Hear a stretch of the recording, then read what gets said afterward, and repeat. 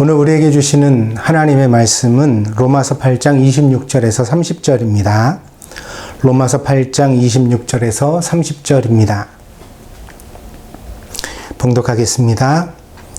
이와 같이 성령도 우리의 연약함을 도우시나니 우리는 마땅히 기도할 바를 알지 못하나 오직 성령이 말할 수 없는 탄식으로 우리를 위하여 친히 간구하시느니라.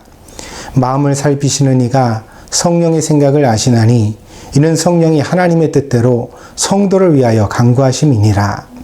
우리가 알거니와 하나님을 사랑하는 자, 곧 그의 뜻대로 부르심을 입은 자들에게는 모든 것이 합력하여 선을 이루느니라.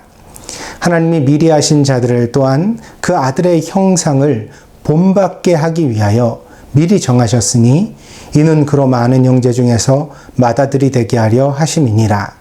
또 미리 정하신 그들을 또한 부르시고 부르신 이들을 또한 의롭다 하시고 의롭다 하신 그들을 또한 영화롭게 하셨느니라. 아멘. 오늘은 포도나무 이야기로 시작해 볼까 합니다. 전북 고창에 희성농장이라는 포도원이 있습니다. 이 포도원은 농약을 사용하지 않고 농사를 짓는 유기농으로 유명한 곳인데요. 그런데 또한 이 농장의 특이한 농사법이 오랫동안 한국에서 화제가 되고 있습니다. 이 농장의 자랑은 슈퍼 포도나무입니다. 한 그루의 포도나무에서 포도송이가 굉장히 많이 열리기 때문에 슈퍼 포도나무라고 부릅니다. 몇 송이나 열릴까요? 나무 한 그루에서 몇 송이의 포도가 열릴 거라고 여러분 상상하십니까? 이 농장의 포도나무는 무려 4,500송이의 포도 열매를 맺었습니다.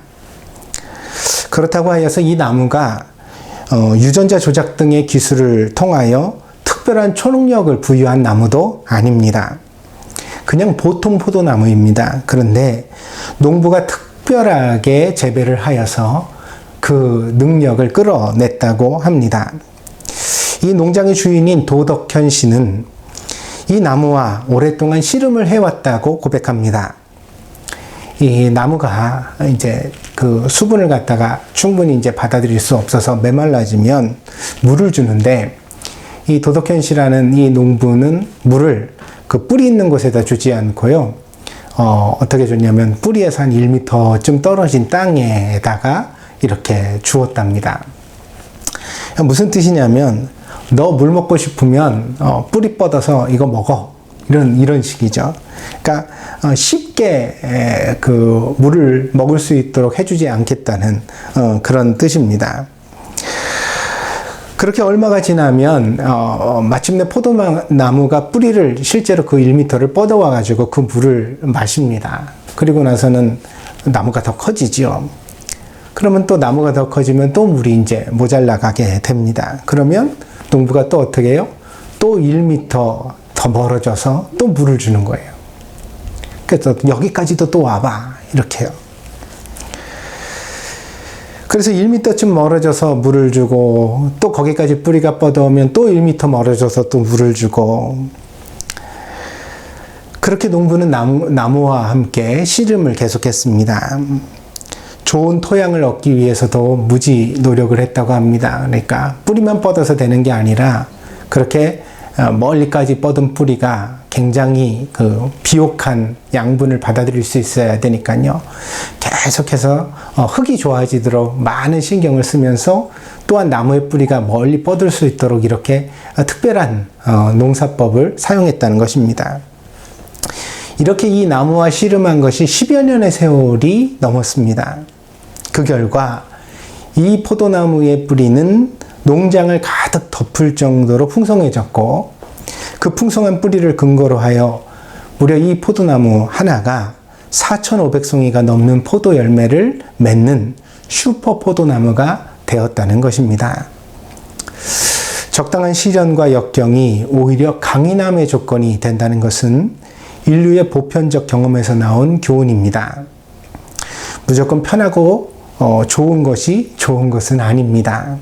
우리가 아이를 키울 때도 또 우리 자신의 인생에도 생각해 볼 만한 교훈입니다. 고생은 당할 때에는 고생이지만 그것을 잘 소화만 해내면 분명히 인생에 비할 수 없는 보배를 우리에게 남기는 것입니다. 사람들은 누구나 편하고 고생 없는 인생을 원합니다. 이것을 너무도 잘 아시는 예수님께서 우리들에게 말씀하시기를 넓은 문으로 들어가지 말라. 또한 쉬운 길로 가지 말라. 그렇게 말씀하셨던 것입니다. 예수님께서 우리 인생이 고생만 하다가 끝나기를 바라셨을 리는 없습니다.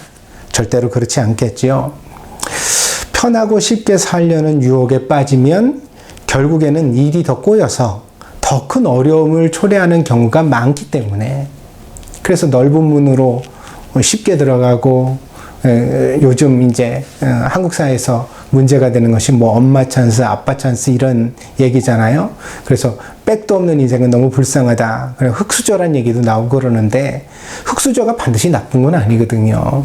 무슨 얘기냐면 그걸 자기 힘으로 극복했을 때 느끼는 희열과 감동, 그리고 또 자부심도 있는 겁니다. 인생에서 한번 얻어볼 만한 목표가 되는 거죠. 근데 이제 보통 엄마 아빠에게 힘이 있고 그러면 자식이 거기 기대기를 좋아하지 않습니까? 엄마 그늘에서 아빠 그늘에서 내가 한번 편하게 살아보고 싶다, 이런 생각 말입니다. 근데 그렇게 하다 보면 결국 인생이 더 꼬여질 수 있다는 거죠. 그래서 당장은 편하지만 나중에는 더 큰 어려움을 초래하는 경우도 많습니다. 그러니까 당장 어렵고 힘들더라도 정상적인 길을 성실하게 걸어가는 것이 나중에는 오히려 복이 되는 법입니다. 신앙도 마찬가지입니다. 신앙에는요, 먼저 된 자가 나중되고 나중된 자가 먼저 되는 파격은 있지만, 그러나 신앙을 쉽고 간편하게 완성하는, 쉽고 간편하게 살면서 경건해지는 비법은 없습니다. 신앙은 우리가 시간을 투자하고 마음을 쏟은 만큼 그 열매를 우리에게 돌려주는 것입니다. 그래서 하나님께 열매를 기대하는 신앙인들은 반드시 이 말씀을 꼭 기억하셨으면 좋겠습니다. 갈라디아서 6장 7절입니다. 제가 읽겠습니다. 스스로 속이지 말라. 하나님은 업신여김을 받지 아니하시나니 사람이 무엇으로 심든지 그대로 거두리라. 여기서 업신여김이라고 번역되어 있는 본문을 다른 성경에 보면 조롱을 받지 아니하신다, 또는 속임을 받지 아니하신다, 이렇게 번역하고 있습니다. 그러니까 자기도 속일 수 없을 뿐더러 하나님도 속일 수 없다는 거예요. 뭐냐면 뭐든지 심은 대로 거두는 것이 하나님의 원칙의 대전제라는 것입니다. 아직까지 우리가 신앙에서 거둔 것이 없다면 잘못된 하나님을 믿었거나 혹은 잘못된 방법으로 믿은 것입니다. 실제로 많은 사람들이 하나님께 전혀 자신의 마음과 시간을 들이지 않으면서 그저 막연하게 기도하는 마음만 가지고 살아요. 내가 그래도 하나님 그래도 어떤지 아시잖아요. 근데 하나님을 향하여 내가 조금 의지하는 마음을 가진 건 사실이지만, 그러나 그게 그렇게 절박한 것도 아니거든요. 어떻게 알 수 있어요? 아니, 기도하지 않잖아요. 시간과 장소를 구별해서 정말 진심으로 하나님 앞에 기도하는 실천을 하지 않잖아요. 그러면서도 그냥 자기가 교회를 다니고 그저 막연하게 하나님 앞에 기도하는 마음만 가졌다고 해서 하나님께서 나에게 응답을 하지 않으신다, 그래서 나는 실망스럽다, 이렇게 고백하는 사람들이 적지 않습니다. 그러나 기도의 내용을 바라는 것과 기도하는 것은 다른 것입니다. 내가 그냥 뭔가를 열망한다고 그것이 기도하는 것은 아닙니다. 여러분 쉽게 생각해 보세요. 응? 공부 잘하고 싶다고 생각하는 거랑 열심히 공부하는 건 다른 내용 아니에요. 응? 놀러 가서도 내일 시험인데 이런 걱정은 누구나 해요. 근데 정말 시험을 잘 보고 싶으면 시험 보기 전날 놀러 가지 말았어야죠. 그리고 열심히 기도했어야죠. 그래야 심은 대로 거두는 겁니다. 그래서 이런 분들에게 말씀드리고 싶습니다. 돈 버는 것에 대한 관심, 혹은 자신이 좋아하는 일에 대한 관심의 10분의 1만 기도하는 일에 투자해 보십시오.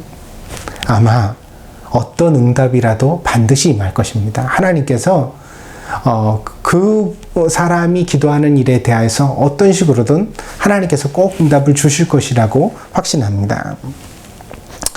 목회는 포도나무를 돌보는 것과 같습니다. 이것은 예수님께서도 그렇게 비유하신 적이 있기 때문에 족보가 없는 비유가 절대로 아닙니다. 그래서 풍성한 열매를 거두는 것이 목회의 비결인데, 그 목회의 비전인데, 그렇다면 목회자도 포도나무와 같은 성도들과 씨름을 해야만 합니다. 좋은 목회는 스스로 하나님을 갈망하는 신자를 훈련하는 것입니다. 그러니까 한 목사의 팬덤에 빠지거나 한 교회의 시스템에 길들여지는 것이 아니라, 그래서 만약에 어떤 신자가 있는데 그 사람은 그 교회 시스템에서는 신앙생활을 잘해요. 근데 그 교회 바깥으로만 나가면 신앙생활이 완전 무너져 내린다. 어느 교회 출신 뭐 이런 얘기들 있지 않습니까? 그러면 그거는 온전한 그리스도인이라고 할 수가 없는 거예요. 또 어떤 목사에게 설교를 들을 때는 매우 신앙이 훌륭한 것 같아요. 그런데 그 목사와 헤어지고 나서는 신앙이 만약에 형편없어진다. 그러면 그거는 신앙생활이 아니라 팬덤이었던 거죠. 굉장히 설교를 잘하고 인품이 훌륭하고 뭔가 매너가 좋은 목사에 대하여서 내가 좋아하는 마음을 가지고 신앙생활을 했던 거지, 그리스도를 닮아가는 그런 신앙생활을 했다고 말할 수가 없습니다. 그래서 어떤 조건과 환경에서도 스스로 하나님의 뜻을 묻고 성경과 기도 속에서 자신의 길을 찾아내는 신자, 그런 신자를 만들어내는 것이 사실은 목회의 비전입니다. 그런 점에서 저는 척박한 이곳의 환경이 어떤 점에서는 유익한 면도 있다고 생각하고 있습니다. 한국이라면 사방에서 기독교 방송이 나오고 신앙 세미나가 열리고 여러 가지 교회 프로그램이 있을 터인데, 정작 이곳 동경에서는 아무것도 없습니다. 사실 한국에서 이미 그런 것들을, 혹은 동경에 와서도 그런 것들을 이미 경험한 분들도 있을 것입니다. 작정 새벽 기도를 30일, 50일 동안 참여를 하고요.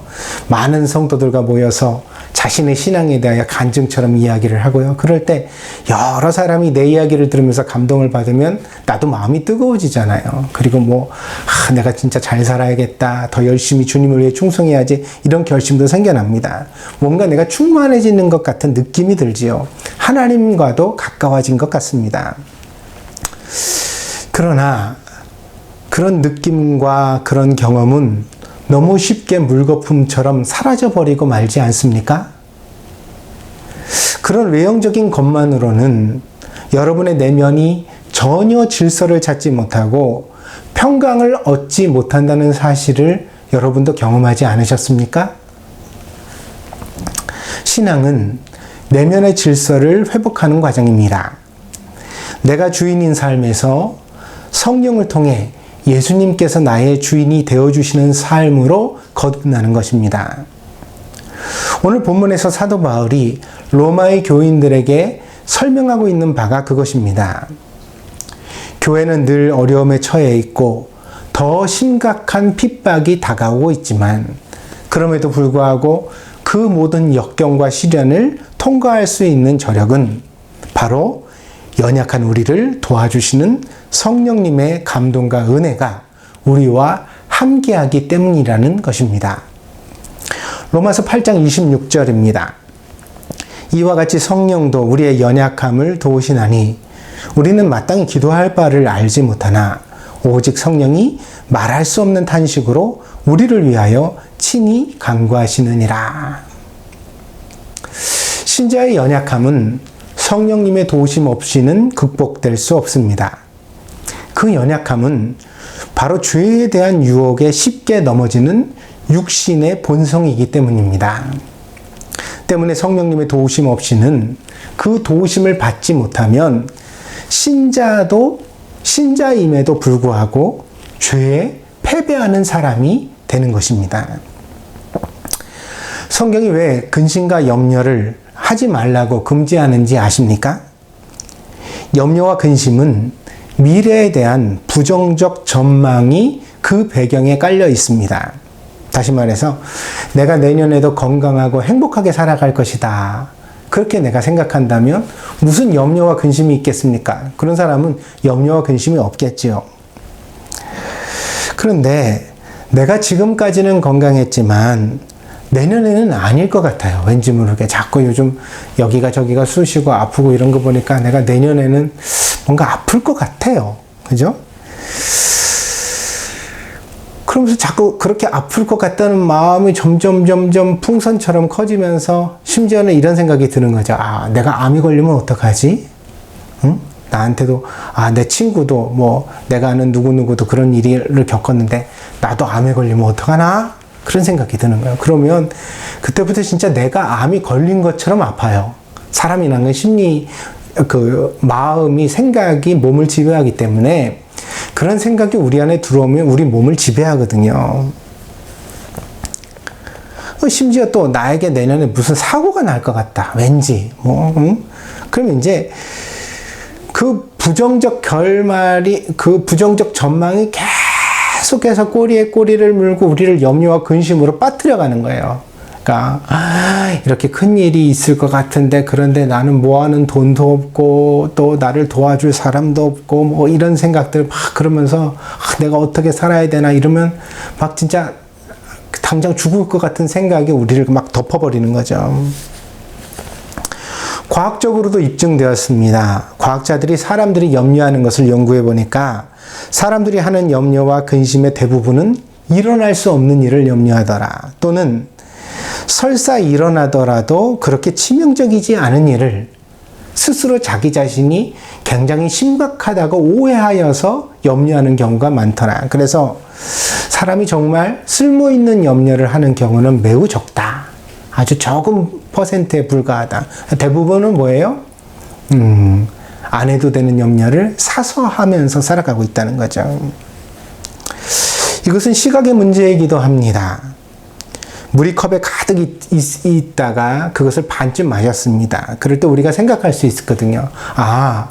아직도 물이 반이나 남았구나. 이렇게 생각할 수 있죠. 그런데 또 어떤 사람은 아이고 벌써 반이나 마셨다니 이제 반밖에 안 남았다. 이렇게 생각할 수도 있거든요. 그렇다면 여러분은 어떻게 생각하는 편입니까? 물이 반 컵 남았을 때 여러분은 아직도 반이나 남았다 이렇게 생각하십니까? 아니면 야 큰일 났다 이제 반밖에 안 남았다 이거 다 마시면 이제 큰일 났다 이렇게 생각하십니까? 전자로 생각하는 분들은 염려가 적고 후자로 생각하는 분들은 염려가 많을 것입니다. 그런데 목사로서 여러분들에게 좀 위로의 말씀을 드리면 후자의 사람들이 훨씬 많습니다. 그것은 로마서의 말씀과 같이 우리의 육신적 성향이 죄에 빠지기 쉬운 연약함을 가지고 있기 때문입니다. 그래서요, 사람은 가만히 두면 염려와 근심에 빠집니다.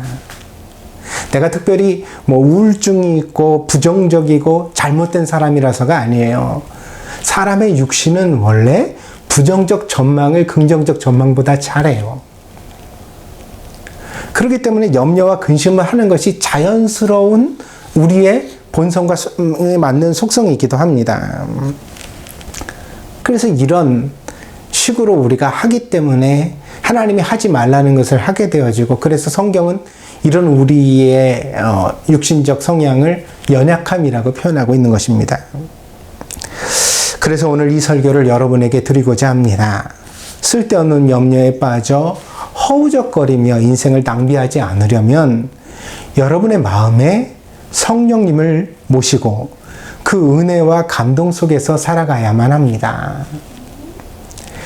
그리고 그렇게 살아가기 위해서 유일한 방법은, 어떻게 그러면 성령님을 우리의 마음에 모시고 그 감동과 은혜 속에서 우리가 살아갈 수 있느냐? 거기에 대하여 성경이 제시하는 유일한 방법은 바로 하나님의 말씀과 기도의 실천 외에는 다른 방법이 없다는 것입니다. 사랑하는 여러분, 요즘의 시절이 별로 즐겁지 않습니다. 온 세상은 전염병의 위험에 빠져 있고요. 부모 형제를 만나는 것도 어렵도록 우리의 국경은 잠겨 있습니다. 그래서 뭐 가서 14일 격리, 와서 14일 격리, 한 달을 갔다가 집안에 갇혀 있어야 되는데 그래도 갈래? 제가 이 다 경험을 했잖아요. 그래서 여러분은 경험 못한 분이 많으니까 제가 이런 설교를 드릴 수 있습니다. 근데 한 달 격리되는 거 쉽지 않은 일이거든요. 근데 그것만이 아닙니다. 돈도 많이 들고요. 비행기표도 비싸졌죠. 또 한국에서 다시 일본으로 들어오려면 개인적으로 돈을 내서 코로나 검사를 또 받아야 됩니다. 돈도 들죠. 그 검사할 때마다 또 한국은 이제 그 면봉을 사용하는데 이 목이랑 코에서 그 검체를 채취하거든요. 근데 진짜 깊이 넣어요. 진짜 깊이 넣습니다.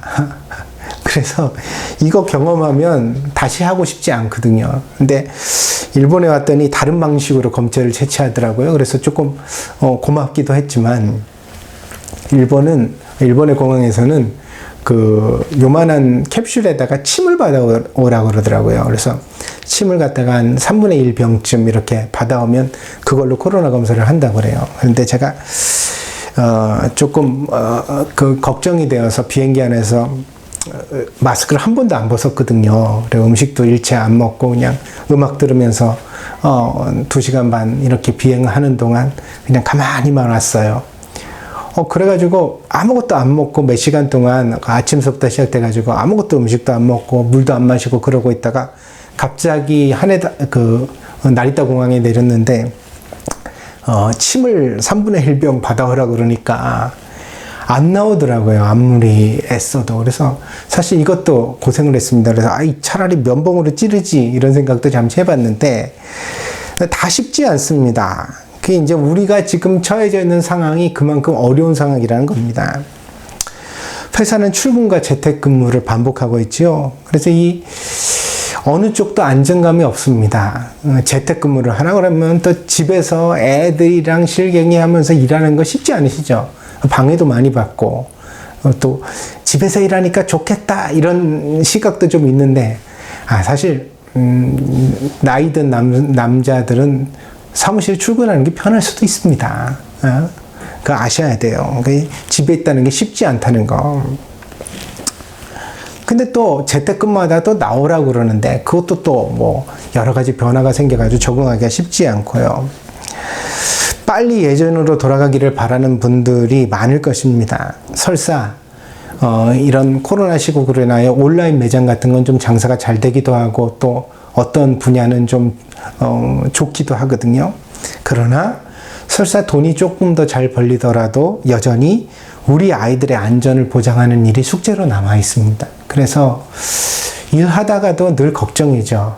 우리 애는 코로나 안 걸리게 잘하고 있나? 학교에서 잘 왔나?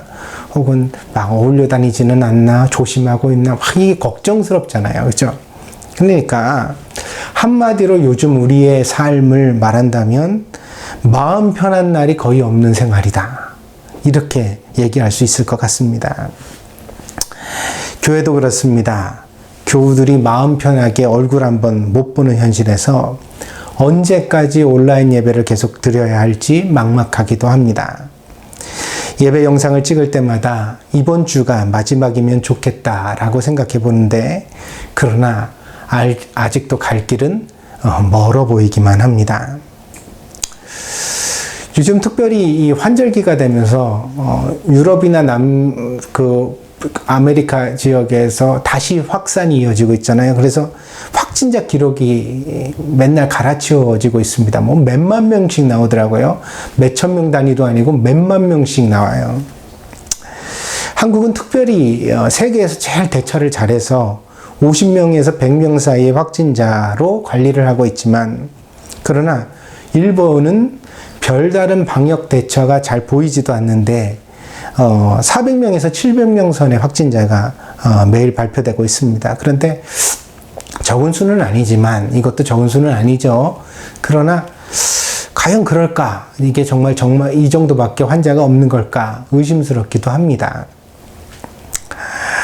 부디 아무 일 없이 환란의 시기를 우리가 다 잘 지나갔으면 좋겠습니다. 날마다 유월절의 은총, 그러니까 재앙 가운데 패스오버 하시는, 그 지나가게 하시는 그 이스라엘의 은혜를 우리 동경드림께 부어달라고 날마다 기도하고 있습니다. 목사가 그렇게 기도하고 있으니까 여러분들도 날마다 하나님, 우리 동경드림교는 이 재난의 시대에 이스라엘 백성들과 같이 패스오버하게 하여 주시옵소서, 무사히 지나갈 수 있도록 도와주시옵소서, 그렇게 기도하는 성도들이 되어주시면 좋겠습니다. 그러나 긍정적인 면이 없는 것도 아닙니다. 저는 여러분들을 동경드림교 울타리 안에 가두어 두려는 마음이 없는 목사입니다.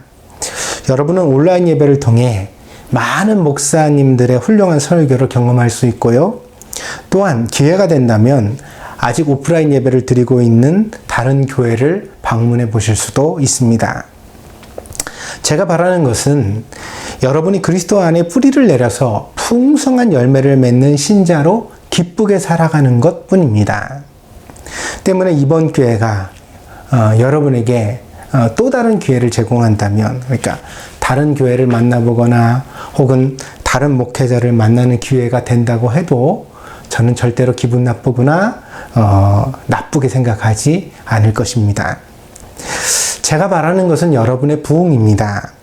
여러분이 그렇잖아요. 신앙생활을 해가는 동안 뭐 연보도 아깝고 교회 출석도 미지근한 모습이 되어 있다면 그거는 바람직한 것이 아니잖아요. 동경드림께서 혹시라도 그렇게 신앙이 좀 다운되신 분이 있다면 뭐 조금 바깥으로 시선을 돌려보는 것도 괜찮은 일입니다.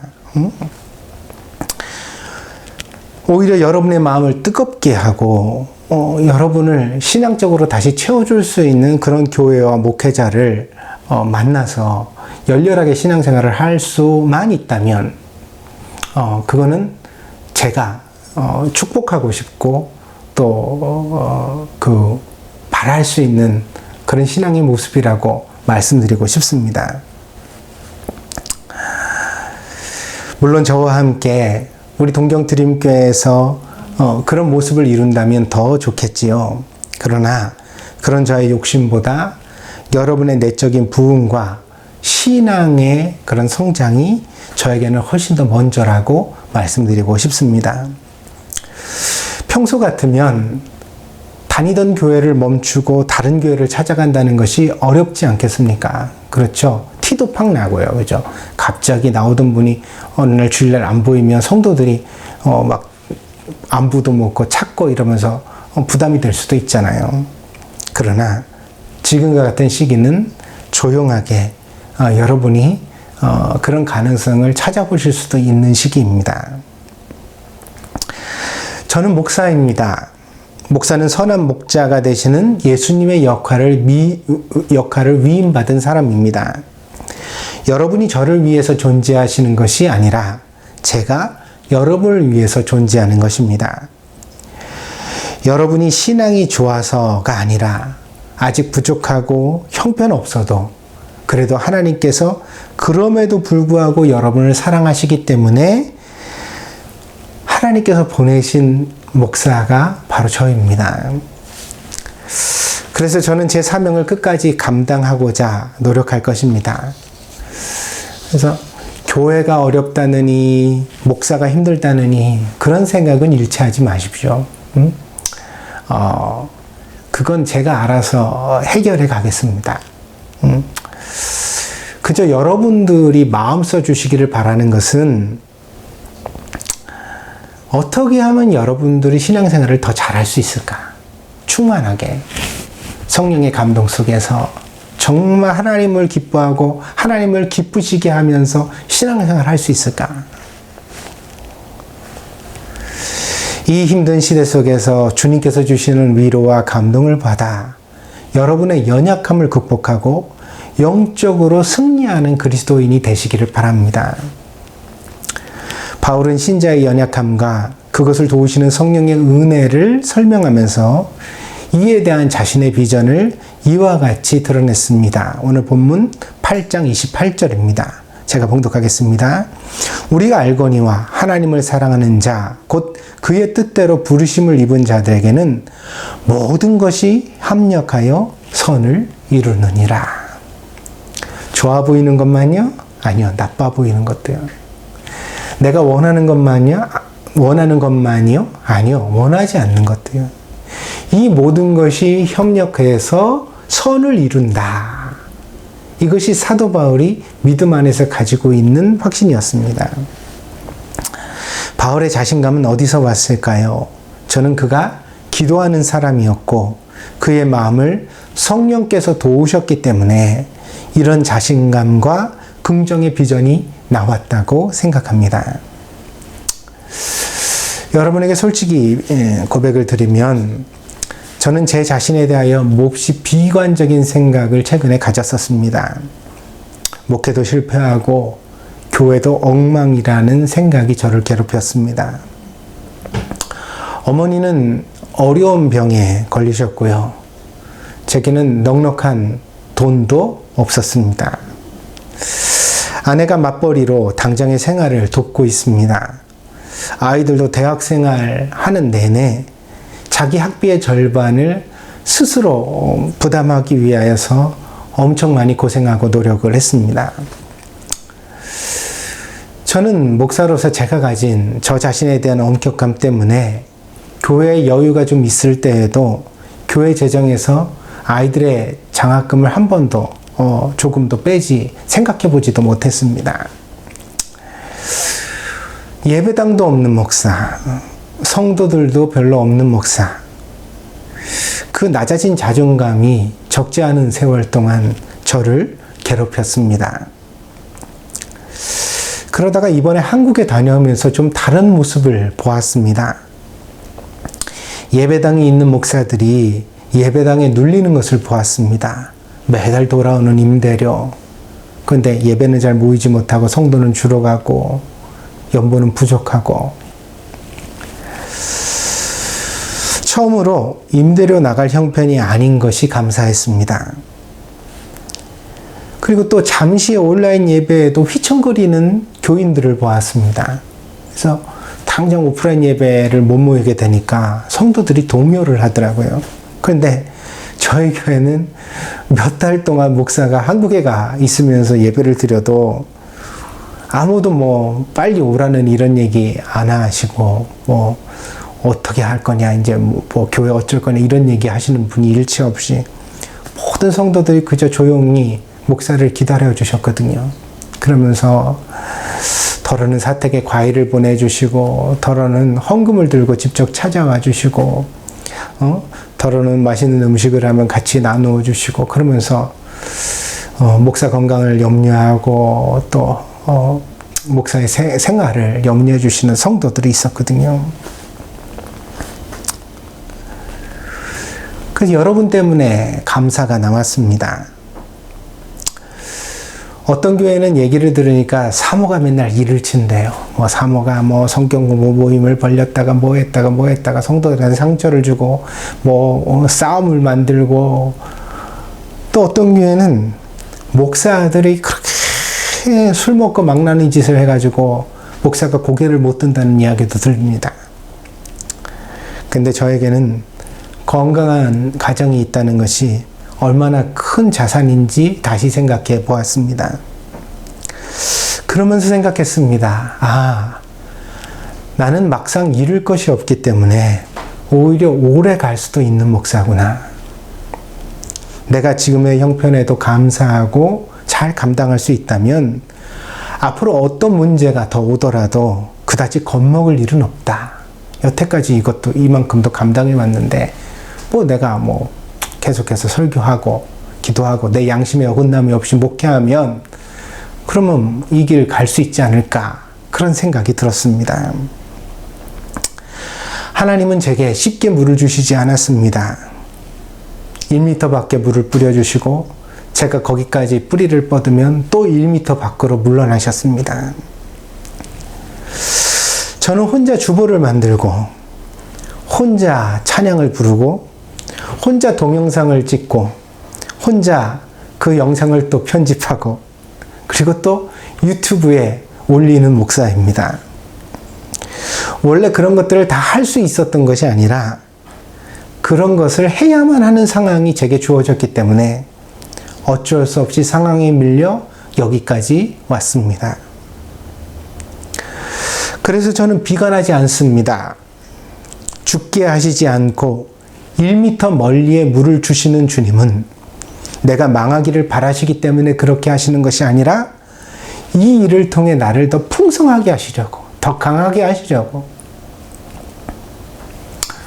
보통 포도나무가 이렇게 성장을 해서 이렇게 보통 이렇게 잘 크잖아요. 그러면 보통 포도원에 있는 포도나무는 몇 송이나 여나 이렇게 제가 이제 한번 찾아봤더니 뭐 한 300-400송이 정도 열면 좋은 그런 나무래요. 근데 4,500송이를 열면 그럼 10배가 넘는 거잖아요. 하나의 나무가.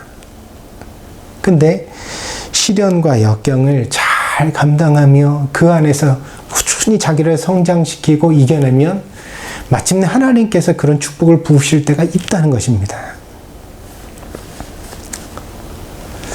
사랑하는 여러분, 여러분도 힘든 줄 압니다.